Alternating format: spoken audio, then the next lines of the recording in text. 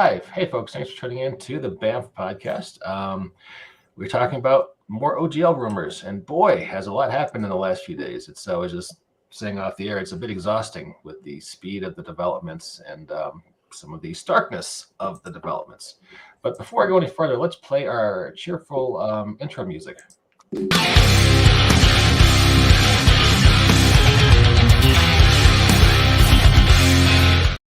I love that Andrew Collins was doing the air guitar for that. That's beautiful. So. What the hell just happened? I don't want to out him, but you can tell just from the image that Bear is actually Dr. Dungeon. The similarity is uncanny. Dr. Dungeon? What is this? Dr. Dungeon is the alter ego that belongs to one of the four of the people that are currently on the local grid. I'll let you guess who. Yeah, I'm gonna assume it's this guy down here because it sure ain't me. The art was just on the cover, and it looks just like you.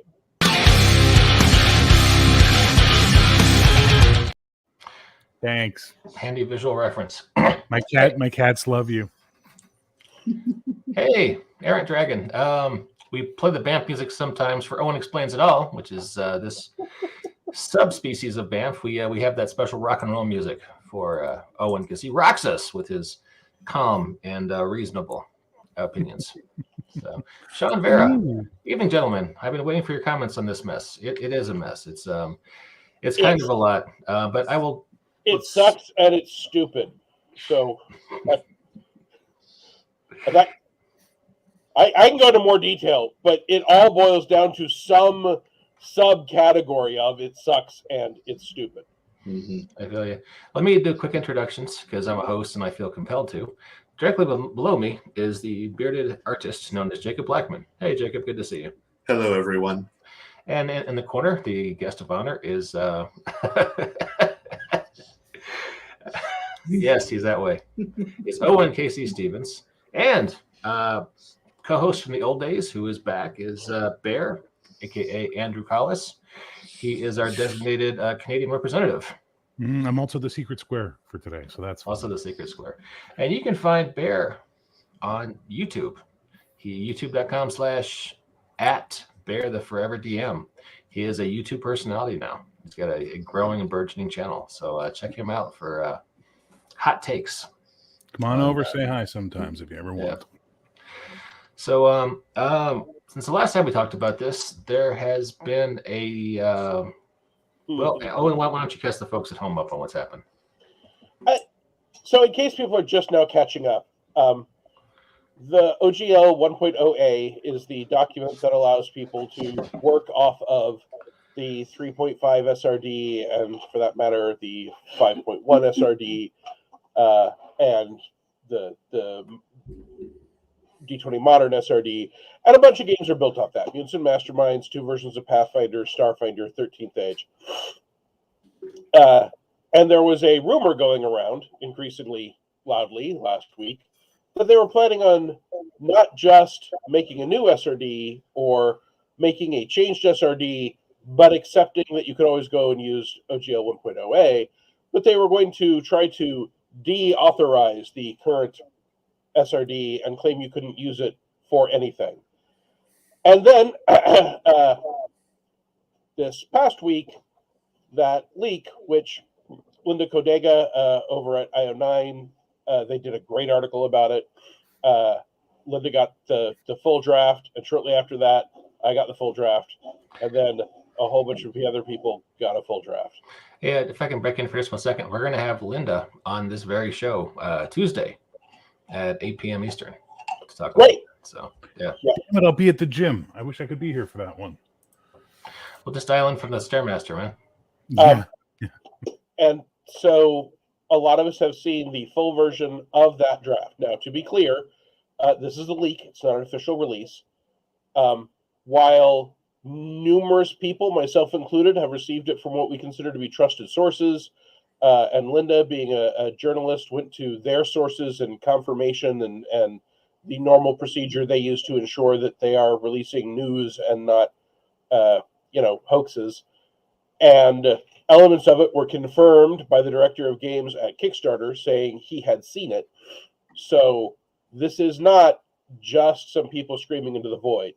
But we don't know if it is the most current version. We don't know if it is a version that was going to be released into the wild in 2 days. There was a date of the 13th on it. And we don't know if Wizards of the Coast may have, after all of this kerfuffle, decided to change it in ways large or small. But as written, it claims that you can no longer use OGL 1.0A for anything once they release this, that if you do publish things for income, you must use either their commercial or non-commercial license or their fan policy content, and that they can change it at any time, and the only notice that they need to give anyone is to post it on their website. So let me ask you, let's say I'm an RPG publisher with a wealth of material I published for Mutants and Masterminds, Third Ed. Does this mean I can no longer sell those? We don't know. Okay. That's one of the huge problems. We don't know. The language that they use is not precise. It does not cover every possible case. I have seen lawyers who have had the full thing, including contract and IP lawyers, disagree about what it probably means. And it shouldn't mean any of those things. What someone says, does it not say we can't use the OGL 1.0? Almost nothing is released under an OGL 1.0, and since they say they can change it at any time, if that turned out to be a loophole, this is the biggest thing. Their new policy, their new position, as of this leak, is that they can prevent you from using any old license and change how they prevent you from doing it in any way, at any time, for any reason, with the only notice they have to do is to put it up on their website. Yeah. So they also claim that they have the right to use any content you release in any form, that you are giving them a royalty-free, perpetual, irrevocable, worldwide license that even includes the ability to sub-license. And it's bad. It includes claims about what the OGL was always supposed to do that are contradicted by their own fact from 2004. And you can find that on the Wayback Machine. Ryan Dancy wrote something he called the world's most dangerous article that was posted up on WotC, and they took it down a long time ago. But you can find the world's most dangerous article by Ryan Dancy on the Wayback Machine. So it is provable that they had a different position when they released this, and that people relied on their promise that this would not be a thing that would ever go away, and that this was the safe harbor.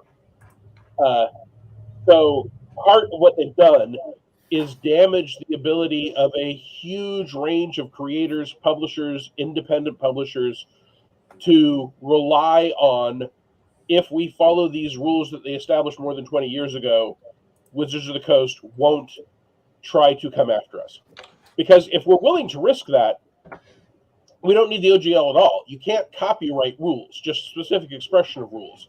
So if you're willing to risk Wizards of the Coast saying, hey, your game has strength, dex, con, wisdom, and charisma, and that right there is enough for it to be too similar to our expression of the rules. If that's a risk you're willing to take, you don't need the OGL. Rolaids were publishing D&D compatible stuff that specifically said it was D&D compatible in the 90s, prior to the OGL existing. And Wizards of the Coast reaction, after trying to get them to take it down and bullying them about it, was to simply buy out Rolaids so it wouldn't be an issue anymore. So they know, or knew, I don't know if the institutional knowledge is retained, but there's certainly people in the building that know that the risk of not giving us this safe harbor is facing even more directly competing material. But the bigger risk is that the big benefit is the OGL is that it creates a whole network of games that lowers the barrier of entry for players and GMs. That if I have learned the concepts in D&D 3.5 or 5.0 or Pathfinder, those all translate very easily to other games, and people can make supplements that are compatible to that, so that you can do things like, hey, I want to do a book on elven shoe styles with rules on how different kinds of shoes might give me benefits. That's a very niche product. But if you can sell it to a huge market, it becomes something that the people that want it can get because a producer can make a reasonable return on it. If we go back to the days of there being 42 vaguely similar games that you can't write for all in one document, then that kind of product just doesn't become practical. So what do we think they're thinking at Hasbro? Do they want to just nuke all the competition and own the whole pie for themselves, or? Yes. Totally. Come on, man. This is 100% a scorched earth move. Only a fool would sign this agreement as it's presented. Only a fool, based on the power it's giving WotC and Hasbro over your IP, over the stuff you create. Plus, I mean, the best example I've heard so far is I can't remember who it was. It might have been Tenkar who said it. You've just done your print run on all your books that are coming out next month. They've come in from China. You've just spent $50,000, and then WotC says no, and now you got to go ahead and pulp that entire run and be out that money. Yeah, only an idiot would sign this. This is why, for me, what I'm waiting for is I want to hear what Critical Role has to say. They are going to be the tipping balance on this, based solely on the size of their fandom and the fact that Amazon is standing right over their shoulder. And Hasbro and WotC might want to push Frog God games around. Hell, they might even go so far as to push Paizo around, but they are not even in the weight class of Amazon. They're not even 3 weight classes close to Amazon. You know what I'm saying? So that's the one I'm waiting for.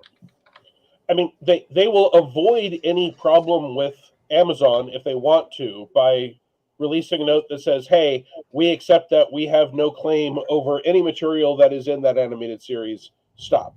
But think about this. Hang on, Owen. Hang on. Think about this.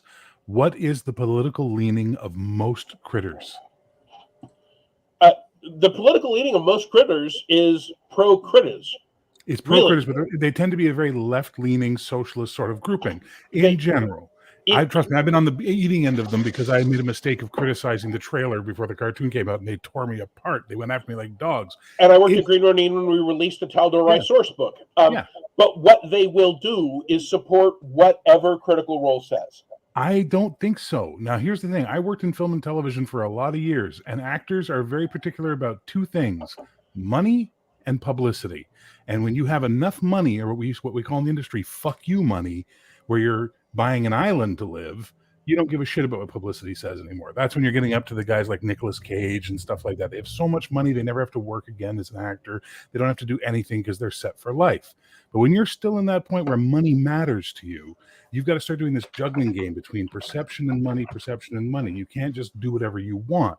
And I honestly think Matt Mercer is a smart enough guy to know that if he, seeing the way the wind is blowing right now in the entire community against Hasbro, announces they've made a deal, that could bite him in the ass real hard. Well, first of all, it's not exclusively Matt Mercer's call, right? There's ownership and deals in place there, right? He does not own all of that. He is the most famous face. Technically, it's Travis Willingham's call. He is the CEO of Critical Role. There you go. But I am convinced that what Critical Role, I mean, there have been unpopular things that Critical Role has just remained silent about before.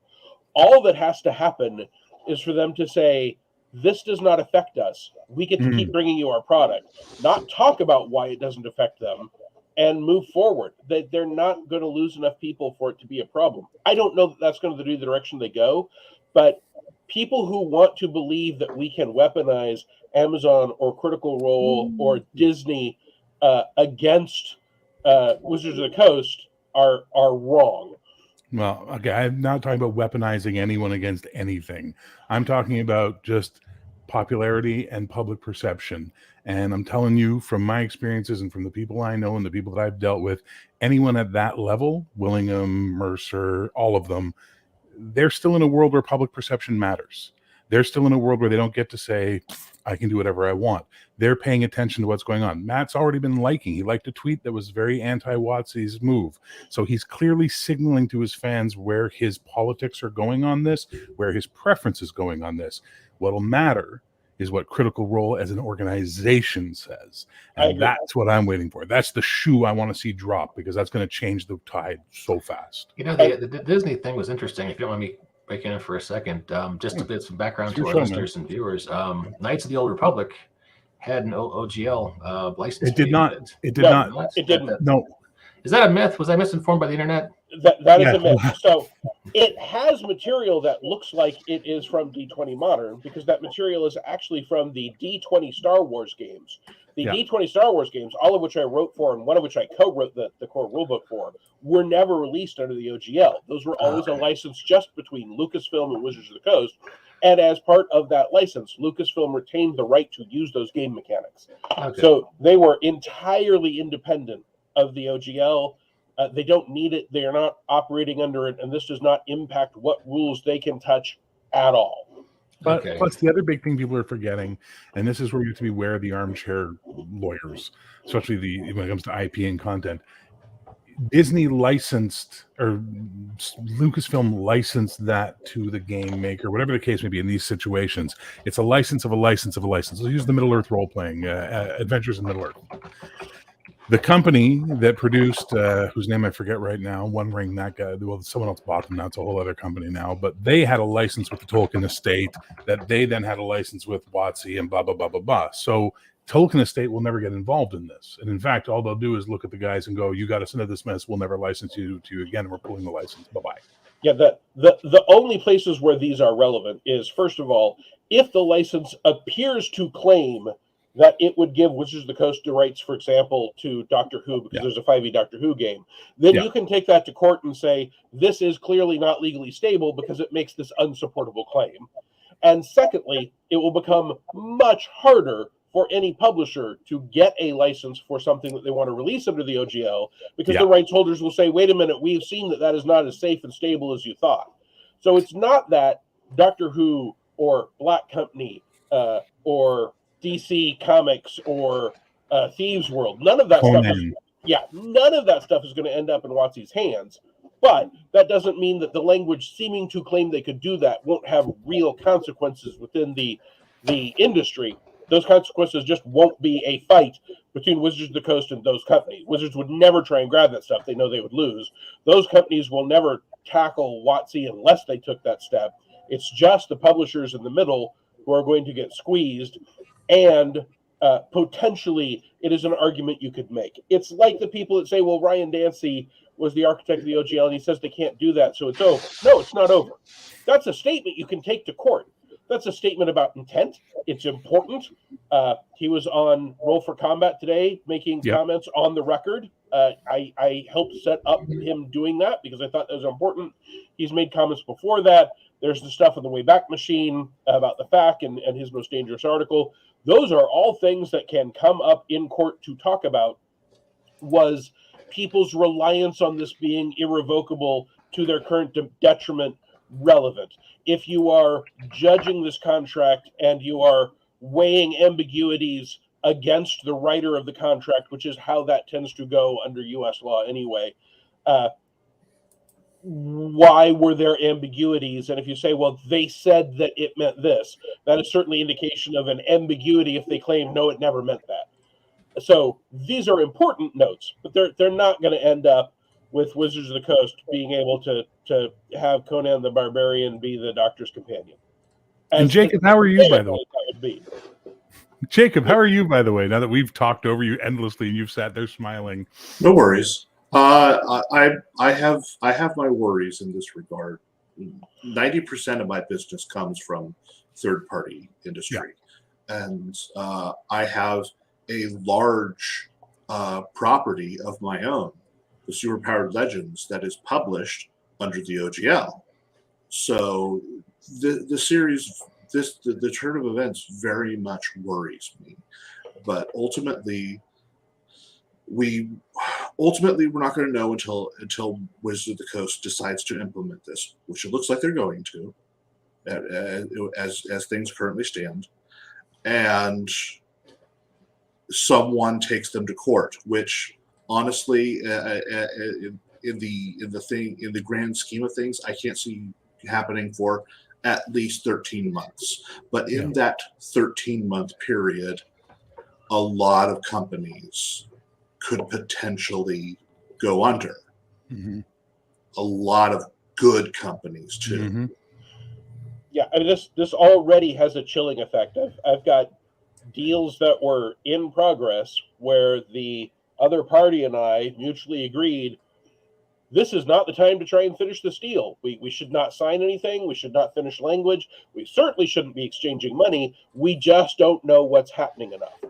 Yeah, I had Ray Nolan on my show last week, and he's Mini 6. And Mini 6 was the revolution. It was the only D6 clone that's ever done any bit of business, really.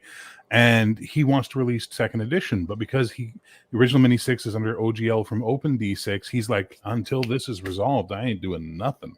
You know, you're right. It's really freezing the entire industry right now. And that is one of the most insane side effects. Open D6 has nothing to do with D&D or Wizards of the Coast or their rule set. I've seen people say, hey, if you want to use their rules, just get a separate license. Well, he doesn't even want to use their rules.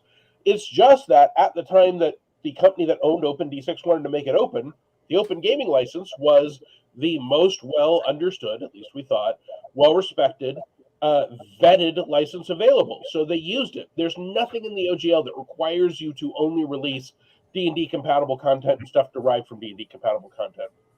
But I mean, I just recently put a publisher with a writer because the publisher asked me if I could find them a writer to work on a big D6 project. It's suspended. Of course it's suspended.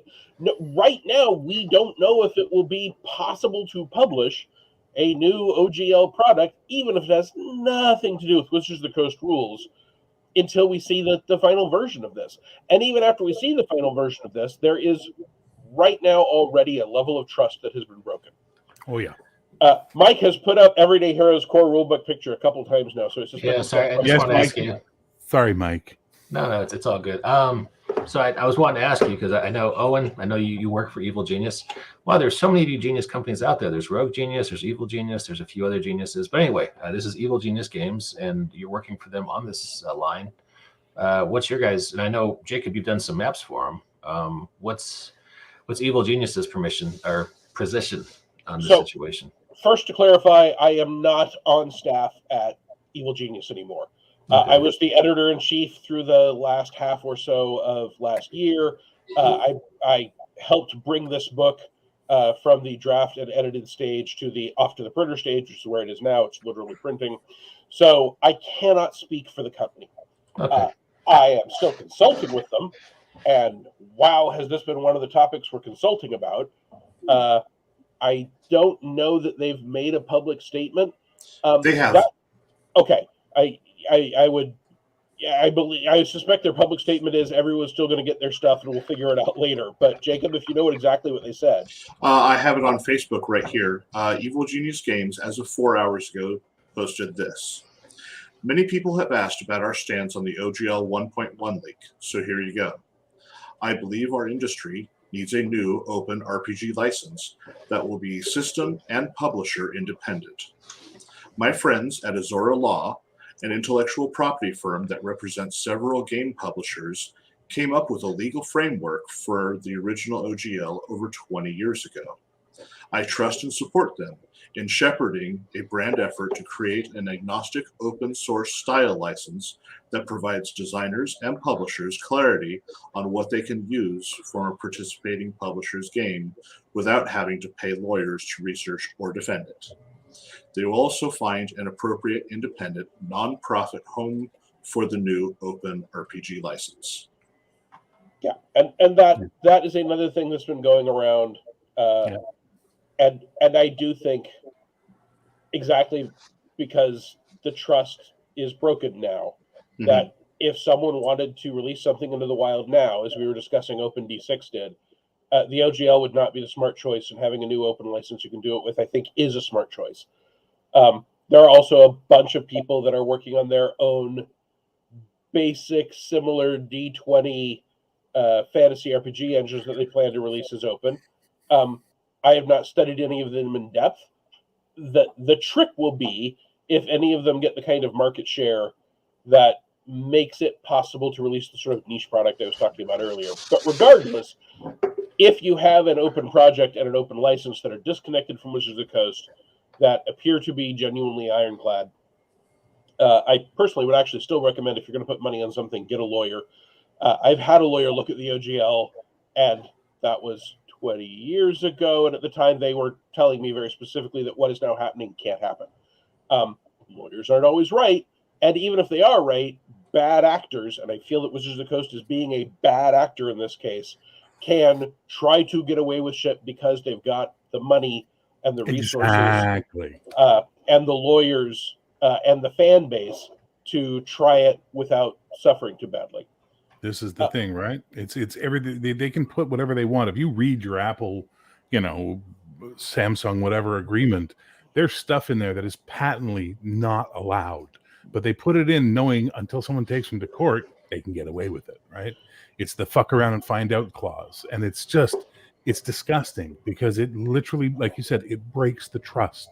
It destroys the trust that is built up. And for 20 years, I'm sorry, I will say this categorically, and if anyone wants to disagree with me, go ahead and disagree. I don't give a shit.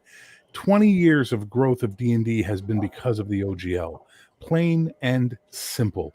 That entire thing has allowed an industry and a community and just an entire thing to grow. And now that they're sitting on top of the shit pile, they think they can just do whatever they want. And man, that's just dirty pool where I'm from. So what's Kobold Press doing? Do you guys know? Yeah, Black Flag.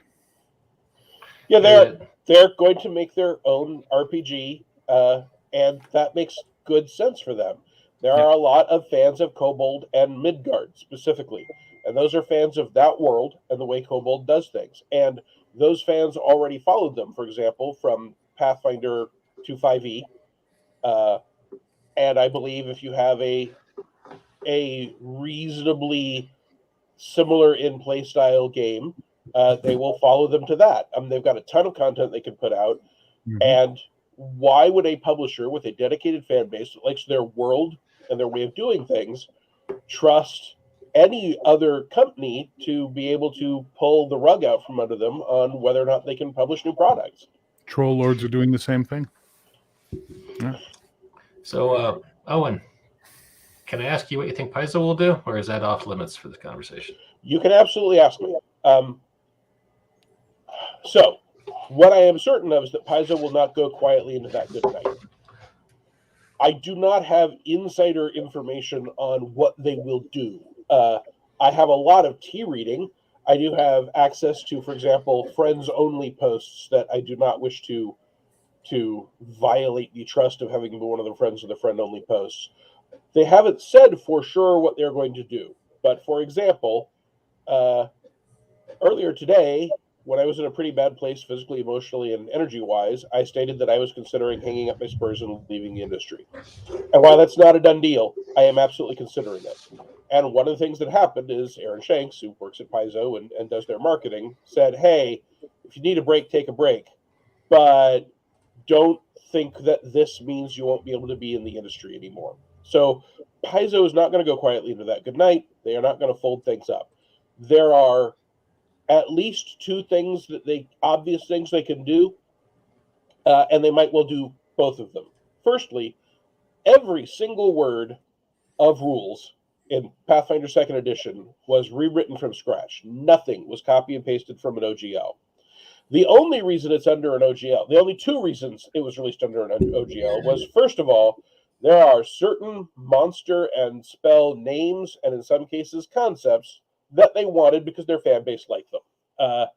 Odiyugs are not something that exist outside of people deriving them from Wizards and the SRD. You can certainly make a common-speaking, roughly spherical, tentacled trash monster, but if you are deriving that from specifically an Odiyug, and you are an OGL publisher, you've done it in the past, it's the clean thing to do previously was to say, this is derived from the Odiyug, we've written everything about it, but since it's derivative, we are making OGL content and putting up a license. The second reason was, Paizo supports OGL backers, right? Unlike Wizards of the Coast, which got rid of the D20 system trademark license, there are Starfighter and Pathfinder compatibility licenses, so that if you follow certain rules, you can say, this is Pathfinder compatible, not compatible with the world's most popular path-based role-playing game, right? Because people say, compatible with the world's greatest or oldest or most popular RPG when they're trying to connect to Wizards of the Coast all the time. And Wizards has now tried to claim a trademark on the phrase, the world's greatest role-playing game, which is obviously, at the time, people just sort of quirked their heads and didn't worry about it. And now it is obviously a salvo in the same effort to prevent anyone from being able to make a pie with any of their recipe without them being able to get their fingers into it. So that is one thing they could do, was release a version of Pathfinder 2nd Edition that wasn't OGL. That their dragons stop being color-coded by alignment and element. You no longer have the chromatic versus metallic division. You get rid of owlbears as owlbears. You get rid of cloakers. You get rid of odiugs. You probably get rid of chitons, but you can keep all the rest of the Velstrak.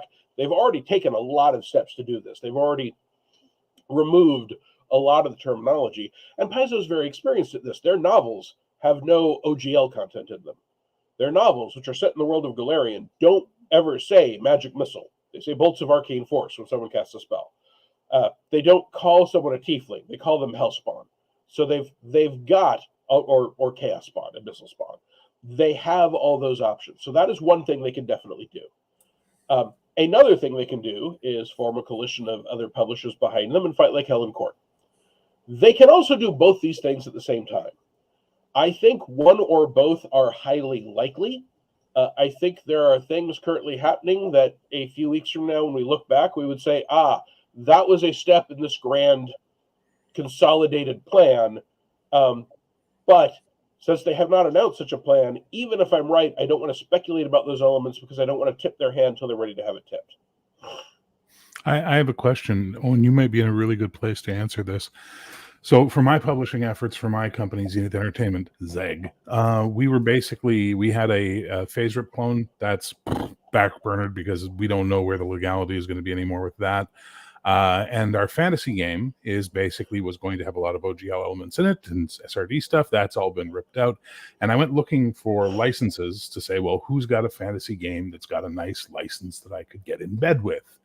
And it struck me as odd that Green Ronin isn't taking this opportunity with Fantasy Age and the Age to go, hey, everybody looking for something to publish under, we've got this amazing thing you can come be a part of. I looked at their terms on the Drive-Thru RPG, and I was like, nope, I'm not getting involved with that mess. So you're talking about the Age Community Alliance, or Age Creators Alliance. Of my profits, that's brutal. Well, Drive-Thru already takes 35%. 30, I pay 30. Okay. I think I have an old deal or something, I don't know. Right. So they're only, for most people, they're only taking a 15% license for access to their rules for a number of different rule systems. While they have always been very supportive of open products for their open games. So when we were doing Freeport products, we were working with people on being able to build open things off Freeport. Mutants and Masterminds is under the OGL. They've always been very supportive of that. And, Jacob and I have a ton of powered by M&M. Yeah, powered by M&M. Yeah. Right. So they've I think got, I had some stuff up at one point too. Age. First of all, they're at the verge of finally releasing their second edition. You don't necessarily, and I was the developer on this for like 2 years, and it didn't come out under me. And now I am no longer working for them, and the very great Ian has taken over, which I think is tremendous, Ian Lemke. And they're actually going to get it out, and it's going to be great. And I touched it, but I'm not prepared to say I helped. I was spread too thin trying to write for 5 game systems and then 6 game systems all at the same time. That was more than I could handle. Lesson learned. You don't necessarily want, as a smaller publisher, to go open just as you launch a new edition. Yeah. Back when the OGL was everywhere, there was no need for other folks. Is it possible they will decide to do an actual open license now? Yes, but Green Ronin is not Paizo-sized, right? Green Ronin is 3 owners who also do most of the administrative and planning and licensing and phone call work, and maybe half a dozen part-time contract folks, and then freelancers. Yeah. When you open up the core of your rulebook, a lot of supplements may get grabbed by people who are as big as you at that size, who are as big as you, fast as you, good as you, and that's income you then won't make. Sure. So right now, what they're trying to do is, if people are just dying to release something at a fan or commercial level, you can do it and make some money through the ACA. Mm-hmm. Certainly, I guarantee that there are internal conversations going on, though I've not been part of them because I don't work there anymore. Although they're great people, they're friends of mine. I still talk to them, just not insider business stuff. I am sure they are discussing it. I don't know that they think that, especially right now with 8 million other people leaping into saying, "Hey, we're making an open game. We're making an open game." I don't know that it is just in great interest for them to open up their game. I don't know that it will benefit them a lot, and it will be a lot of work. Fair. On top of that, there are bad actors that are constantly trying to get a crack at Blue Rose, which is under the age system. They don't want to encourage those. Hey, what's the language rule here, Mike, on BAMF? I have an explicit tag on iTunes, so you can say whatever you want, sir. Okay. They don't want to encourage those festering fuckholes to take another run at Blue Rose. My people, you've arrived. They have the Expanse license. They don't want to make it complicated because one of the biggest age fan bases are Expanse fans, and they don't want those people to mistakenly think they can do Expanse material. Sure. And they are working on their Cthulhu game, and a lot of people think a lot of stuff is public domain for Cthulhu that isn't. There's a lot of stuff that is, but there's a lot of stuff that isn't. And Green Ronin has done the due diligence to research and understand what is and isn't, but fans might not. So there are a lot of potential landmines opening up something with so many licensed and complicated works to a larger audience, because when you lower the barrier of entry, you also raise the risk of someone stepping on a landmine. No, absolutely. Hey, got a question from Sean in the comments. Sean says, "Hey, Mike, question for the panel. Does anyone know why, especially for Chaosium, except for Chaosium, why other publishers who did not use WotC material use the Wizards OGL? Should they not have made their own? A lawyer I know thought it was a bad idea for publishers to use it instead of writing their own." So I think it was convenience was the issue, right? It was this instant thing that was very readily available. You didn't have to pay lawyers to go draw it up for you, which is a huge expense. I'm sure we can all relate to that on some level or another. So my thought, and I'm not, this is just opinion, it was convenient. I mean, like I said, I paid a lawyer to look at the OGL and tell me what I could and couldn't safely do. So I did not but that is much cheaper than paying a lawyer to write me a perpetual worldwide royalty-free license that will stand up in court. Yeah, there were a lot of legal commentary. People, if you go online, there are academics who have looked at the OGL over the past 23 years and talked about what it's done and what it means and how it works and is it connected to the copyleft movement. It was, of the stuff already out there, the most well vetted by third-party scholars and lawyers license available. And it appeared to work, right? If you look at Paizo and you say, hey, Paizo has become probably the second best known RPG publisher in the English-speaking language. If we're talking just about RPG tabletop division to RPG tabletop division. And maybe Savage Worlds is better known, and honestly, maybe Rift is better known, but they're certainly way up there now, based on making an OGL game that was in direct competition with Wizards of the Coast. So if Wizards didn't try this BS then, the thinking went, they know they can't get away with it, so obviously they can't. So it seemed to be field tested. If you had asked me in September of last year, would Wizards of the Coast ever try this? I'd have confidently said no. No, they can't. It is too well established that they can't. That turns out not to have been accurate. because I do feel this is a bad actor move, and I didn't think Wizards of the Coast would make a bad actor move as a result of the fallout for them as a company and their reputation. And I was wrong.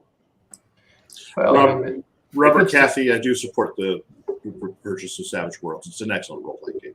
It's fantastic. I'm a big fan. My best-selling book is a Savage Worlds setting. Shane's a great guy too. Yeah, Shane's a good guy. Twice as tall as normal man. Shocker red hair and a sinister gleam in his eye. He's a heck of a fella. I'll wrestle him. I'll fight him. Bring him on. I'll tell him that next time I have him on for the Four Color Cafe. I'll be like, Shane, we have to fight. Mike Lafferty says so. And whoever... We can put you in kits, give you mackerels, and put you in the Jello Pit of Honor. Well, I don't fight in Jello, son. 2 men enter, 1 man leaves. Hey, with a lovely, lovely fruity taste in his mouth. Lovely Jello. Oh, wait, sorry. Mackerel. Flavored gelatin, because we don't want to be violating any copyrights tonight. Yeah, but if we actually use Jello, then it's fair use to say it's Jello. Hence why I'm wearing my McDowell shirt for tonight. Yes.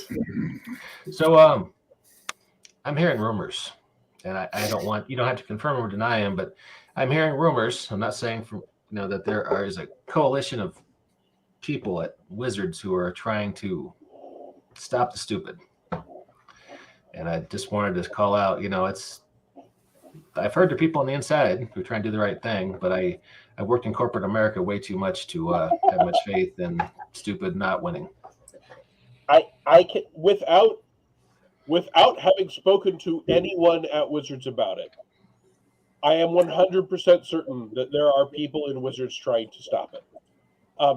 I observe that there are some veteran people who left Wizards just about at the right timing to be leaving, just as the decision to do this was ramping up, and that there are brand new people last year, this year, who have no background in the RPG business who are now in charge.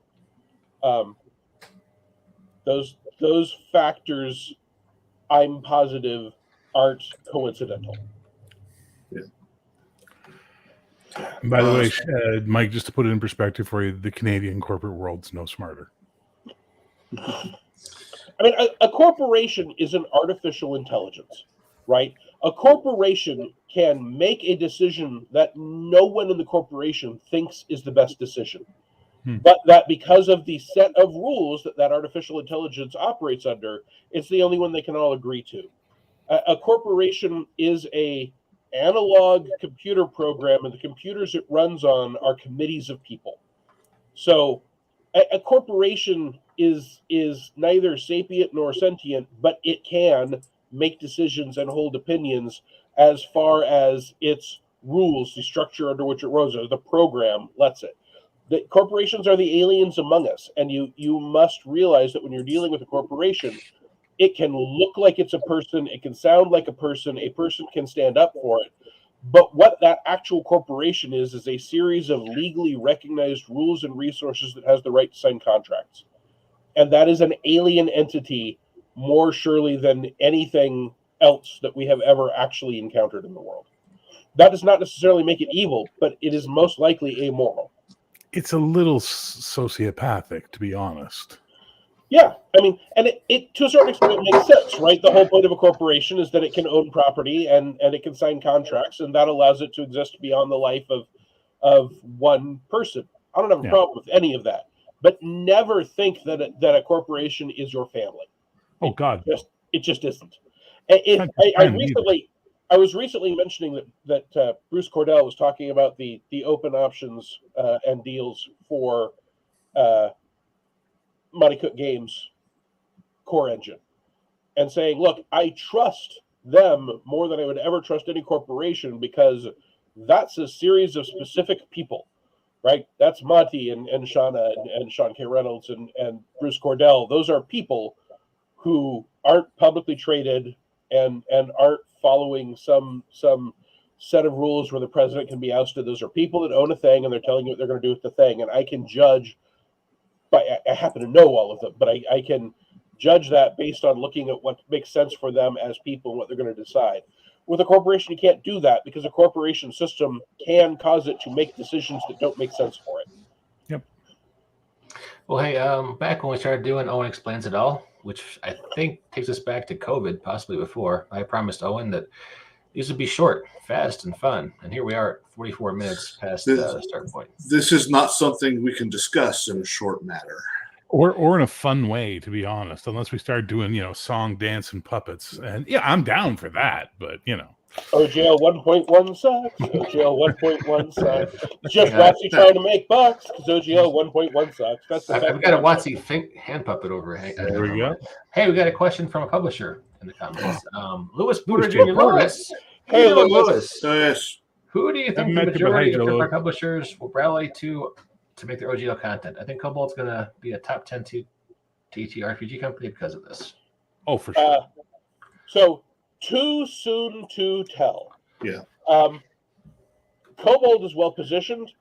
Paizo remains well positioned. If they decided to move into Robert Cathy demands puppets. LJ got a puppet handy. If they decided to throw their hat in the ring, Green Renine would be well positioned. They really would, man. There are a lot of people that there's a Will Wheaton. Sucks. We had a Will Wheaton puppet. They would be really. I have whiskey. Would that count as a puppet? Why you got to inhabit all these Canadian stereotypes, Bear? Why? And by the way, it's the only single malt made in Canada, and it can't call itself a Scotch because it's not from Scotland. C'est la vie. So it's a canned. Look, if you drink enough Scotch, we'll call anything a puppet. That's anyway. Oh, Walt, I love you. Thank you. Sorry, Walt just gave me some props. Walt, my boy. There's just no saying for sure yet. It's going to depend on how they implement, how fast they get out.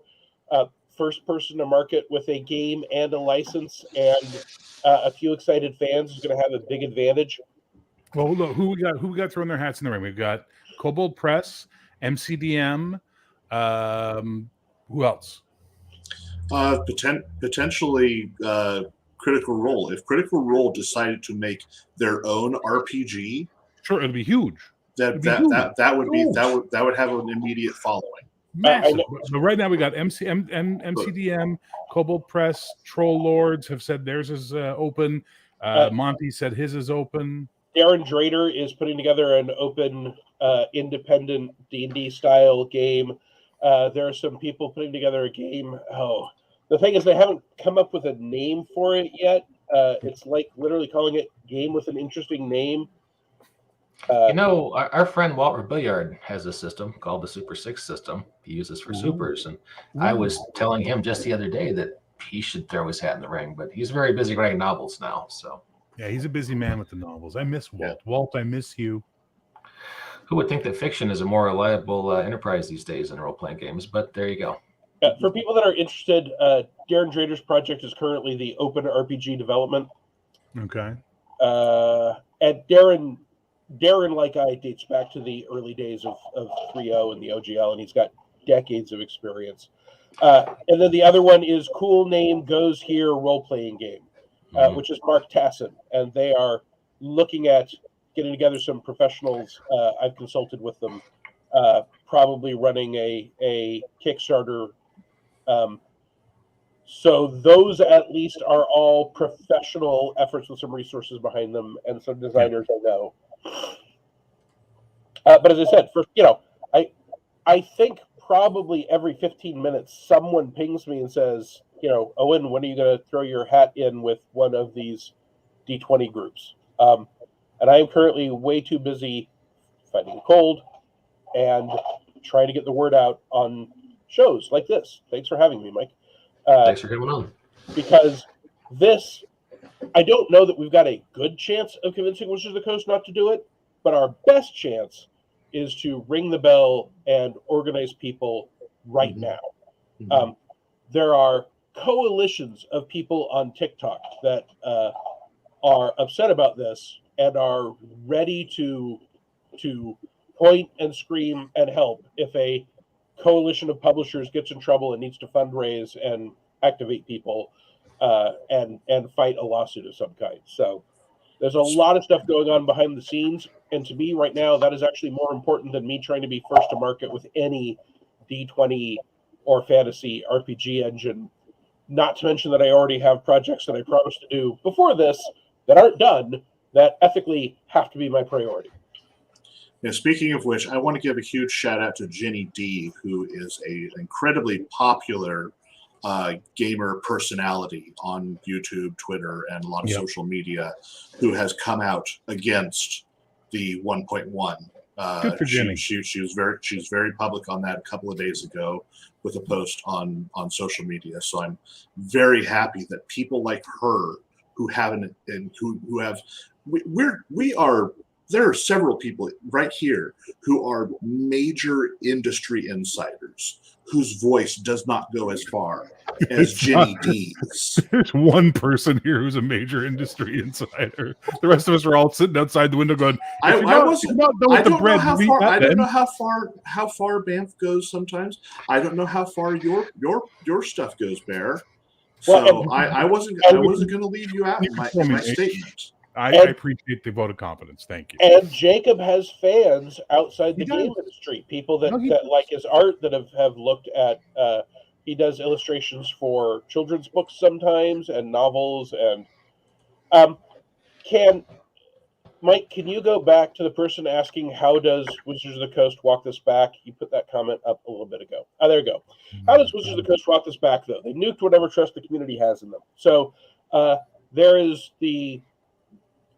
are three possibilities, and in increasing order of ability to regain trust. Step one is to just not try it. The draft never actually goes live, and when they do something that they call OGL 1.1, they, for example, say this only applies to the next SRD that has not been released yet. Yeah. That will gain back a lot of trust, but some people, and I've got 1,000 OGL products right now. I would probably continue to work on them because that stuff's for sale right now if it looked like I could. Step two would be to actively state, hey, we had a number of interior documents. This was something we tested. We have decided it was a mistake and we can't do it, and we are stating as a corporation that we don't have that power. That still would not prevent them for sure from trying it again, but it would make it in court really embarrassing for Wizards of the Coast to try and say, yes, we publicly stated we couldn't, but now we're going to anyway, and that would gain more trust. The third would be to say, hey, we're releasing OGL 1.0b. We've included the word irrevocable and specified that this is authorized and it cannot be deauthorized by any other corporation. And you can release anything from OGL 1.0a and or 1.0b with this new language. That's kind of the equivalent of them coming on Instagram and just saying, we were just fucking with you. Sorry. Yeah, well, no, exactly. The bridge is burned. I'm sorry. There are so many publishers using the OGL that if they created a tighter OGL, especially if, for example, they had people like Ryan Dancy and Monty Cook and the legal firm that built the original one say, yeah, we've looked at this. This is, in fact, stronger, and put that out. Whether people should trust them or not, they would earn back a lot of trust. Yeah, Frog God and Necromancer have said they're not signing it. Yeah, that they announced that today. It's worth noting, the OGL 1.1 says you don't have to sign it. If you do certain things, it automatically affects you. So they know people aren't going to sign it. That's why they wrote it, so you don't have to sign it. I want to say the one thing that this is what I try. So my channel, for those of you who don't know, is about trying to be positive, and it's about trying to break the tribalism that exists within our community, the addition wars, this, that, and everything, and just have us be more supportive because we are a tribe of our own. We don't need to subdivide within it. We can actually support each other and disagree politely like adults. And I'm always trying to find at least some positive in this stuff. And for me, the one positive I can take out of this is that by this time next year, if all of this plays out the way we're seeing it in the doom and gloom of it all, yes, unfortunately, a lot of small publishers are going to vanish, but this may cause a golden age of diversity of games and systems and products for us to enjoy and support other than throwing money at $1 billion corporation, and give us something at least to look forward to. Because I miss the 80s. I miss the 90s when every game had its own system. Every game was its own thing, and you went and you tried them and you played them and you found the ones you loved. And yeah, a lot fall by the wayside, but that creativity, I feel, and this is a personal assessment, has been diminished ever since the D20 era, and I'm kind of looking forward to it. So if I have to eat this shit pie, at least I'm looking forward to the dessert that will come down the road in some way or another. I have a very long comment from OSR Genius, James Michael Spahn. So going to share it. And who wants to read this? I can read this. It seems to me. Go ahead. It seems to me like Hasbro is trying to transition from a toy company to a media company. They own D&D, Transformers, G.I. Joe, My Little Pony, Power Rangers, Magic the Gathering, to name a few. The return on investment in RPG books is minimal compared to licensing the IP for merch like shirts, Funko Pops, and Legos. They leverage the streaming market to open D&D community to streamers as part of that community, and they are, but Hasbro wants money from people who don't buy books. But it's a good point. There was he was in mid-sentence. That was James. If you get some more thoughts, that you hit the limit. Yeah. So Hasbro, quite by accident, became a game company that happens to make some toys. That happened because Wizards of the Coast is responsible for more of their profit than any other division, or at least in some years, all their other divisions combined. Yep. I think that this is less about trying to become an IP company, which they'll do. They'll license all that stuff.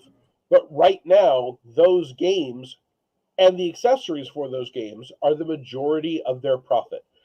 And there was a hostile attempt to force them to spin off Wizards of the Coast, either last year or the year before, based on the idea that Wizards of the Coast would make more money if it was not hampered by Hasbro. And then Bank of America, I believe, issued a report downgrading the value of Hasbro stock because of their Magic the Gathering business plan. So Hasbro is the dog that has begun to be wagged by Wizards of the Coast's tail. So if the majority of your profit is coming from games, then if you can squeeze 10% more money out of your games, that becomes 10% more, or 7 or 8 or whatever, profit, which allows the entire company to continue to survive. When they say that they feel that that D&D is under monetized, and they've made that statement, there are ways in which that's true that need not be about gouging the end user or screwing over creatives. For example, there are not currently D&D action figures. If they made D&D, and action figures are so much cheaper than miniatures. They were announced today on Hasbro's site. Okay, well, so there you go. I'm behind. But if they were to release, for example, a Red Dragon that was the right size for gamers to use, but was also a Red Dragon action figure, they've got the movie coming. That movie opens up the opportunity for mass market toys that we gamers can benefit from. I would love to spend $19.95 on a Colossal Red Dragon instead of $99.95, even if the head happens to have a point of articulation that can do this. And I have the Colossal Red Dragon from the year 2000. I would love to have Beholder action figures and Owlbear action figures and Gelatinous Cube action figures that just happen to be scaled as monsters for a D&D game or close enough. I have no problem with D&D lunchboxes and D&D Funko Pops and all the other D&D things. Part of what they're doing with that movie is trying to create a recognizable IP, because most people that have heard of D&D don't know Elminster. Elminster is not well enough known for them to make an Elminster doll and mass market it. Yeah. But they're about to have a major motion picture, which hopefully won't suck. The trailer is so far the best D&D monster to date, or D&D movie to date. Doesn't mean the full movie will be, but the trailer is. So creating a toy line for that can benefit us. But there are things like virtual tabletops that very clearly they want to shut down. They're going to have their own virtual tabletop, and they don't want to compete with other people's. There are things like character builders, electronic character builders, that they want to be able to charge you $5 or $10 or $15 a month ongoing as a subscription for access to an electronic rules set. So they don't want any electronic rules sets and character builders and VTTs that can compete with them, so they can get that subscription money coming in. That's why they bought D&D Beyond, which they did not originally own. And that it had as I understand it, it had a license that would last until the next edition of D&D came out. And they tried to buy it, couldn't, announced that they were going to make a new edition of D&D, and then they were able to buy it. Because the license I just found the Hugh Grant D&D action figure. I'm not going to share it because that's a little cheesy even for me, but it is out there in the world. Just so you know. I think what I'm trying to say is that I'd really like, if it's possible at some point in time, to just buy it and see, it'd be fun for the kids. That's my awful Hugh Grant for you guys tonight. I hope you enjoyed it. Robert Cathy says, the problem I see is the new leadership come from a background of video games and monetizing those out the wazoo. They think they can do this in D&D. Maybe they can. They can rope in the younger generation who plays Fortnite and buys skins left and right. Maybe. Look, it's all untested waters, and it's going to be, this is a great experiment for them, right? To see what they can do with it. They're not off on a good start. They've kind of stepped in it first step out of the gate, but they might be flexible enough and nimble enough to recover and bounce out of it. Who knows? I would make so much money making audiobooks. Walt, you've been trying to convince me to do this for years. Maybe. We'll talk. Okay, moving on. Well, hey, we have just passed the hour mark, and I've got to go put my oil of Olay on my face because this doesn't happen by accident, folks. This takes a lot of work. And kudos for using by accident and not on accident. You've just gone up in my estimation, Mr. Lafferty. Well, and Mike, everyone knows you're the pretty one, so we respect. I'm the pretty one. I'm just the one who has more hair on this particular show. Well, now my ass. And Walt says, Jacob too, Victor Alpha forever, which is what we call an inside joke here in the BAM podcast. We do have Honey Heist, and that is completely... Honey Heist is a great game. That's some of the most fun I've had role-playing in the last few years. So, anyway, thanks everybody for coming out. Owen, I'll give you the last word before we wrap things up. If you are really, truly motivated to try and stop this change before it happens, D&D's WotC's customer service number is not hard to find. Call them during business hours. Very politely inform the person on the other end, and do not be rude to them. It's not their fault. That you do not want this change to happen, that you are offended by it, and that it will cause you to stop buying Wizards of the Coast products of any kind. You can also write them a letter. Their customer service email is not hard to find either. Those are the steps to take. But for goodness sakes, don't scream at anybody.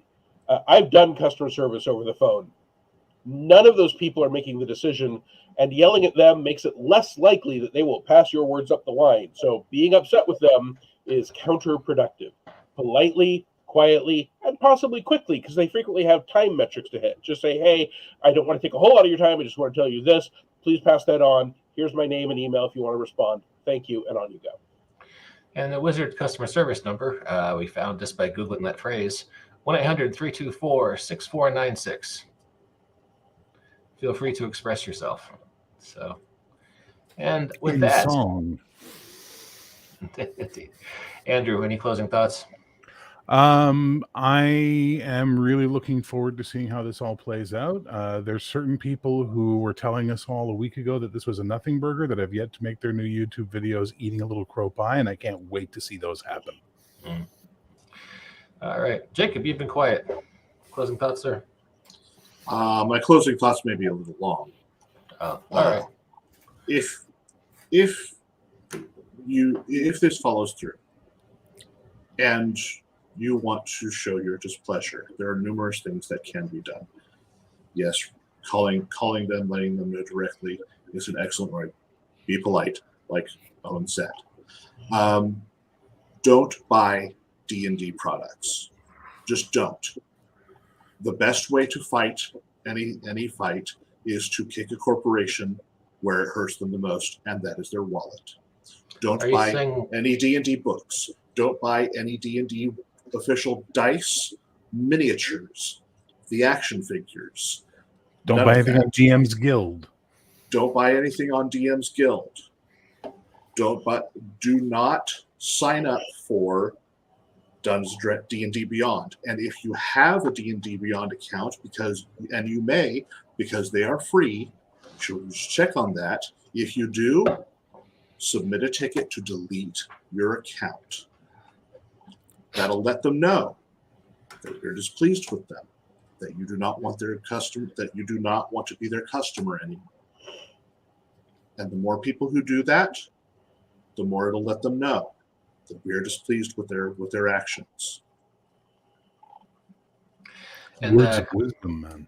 Christopher Cruz is asking, that means he shouldn't buy tickets for the D&D movie. And So for me, it depends very much on whether they actually make this move or not. If they do, then I will not be taking any action that would cause Wizards of the Coast to get royalty from the movie. But I will be waiting until they actually put that into the wild. And then there will probably be a call for collective action. And that is the call I would follow. I have heard, and I don't know if this is true or not, but someone once told me there's ways you can see movies on the internet without paying for it. I heard it online. And we at the Band Podcast do not condone nor encourage piracy. We don't. It's bad. There is nothing that makes me think that my life will be lessened if this is a movie I just don't see until it's on broadcast or available for free use because a friend bought a DVD. Right? There are legal, legit ways to watch it without paying money for it, or whatever streaming service it ends up on that you're already subscribed to. This is true. All right. Well, hey, 5 minutes after I meant to wrap things up, thanks everybody for coming out tonight. And we'll catch you next time on the Banff Podcast. Oh, hey, buy us coffee. Ko-fi.com, Banff Pod, because we need coffee because it's late at night. So take care, everybody. See you later.